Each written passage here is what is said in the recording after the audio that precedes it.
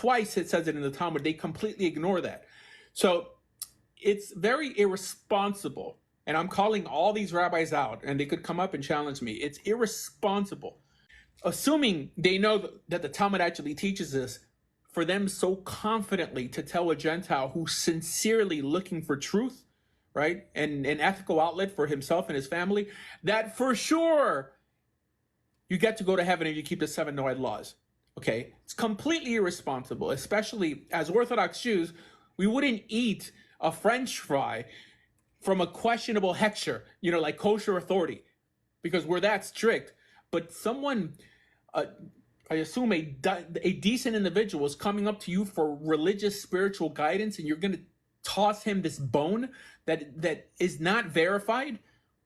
Okay, and I challenge every Orthodox Jew listening to prove me wrong.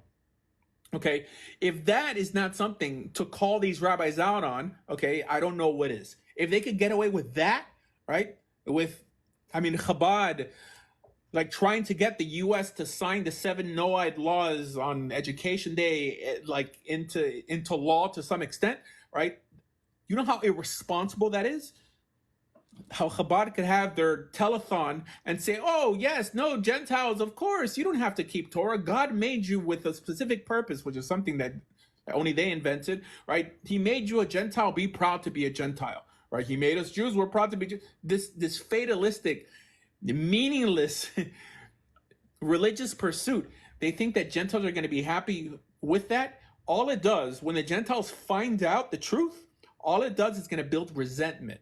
And our kids are going to suffer for it, and this is why the way you know if your rabbi is worth his weight is if he challenges, if he's able to challenge anything within mainstream Orthodoxy.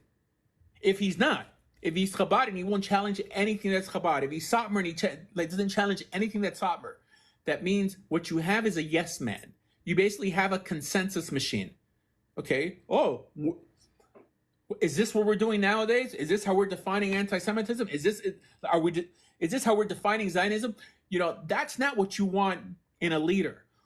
You want someone constantly going back and saying, hey, have we possibly missed the mark? Or is it that being Jewish just means never having to say you're sorry, right? Like, we're always going to be on the right path.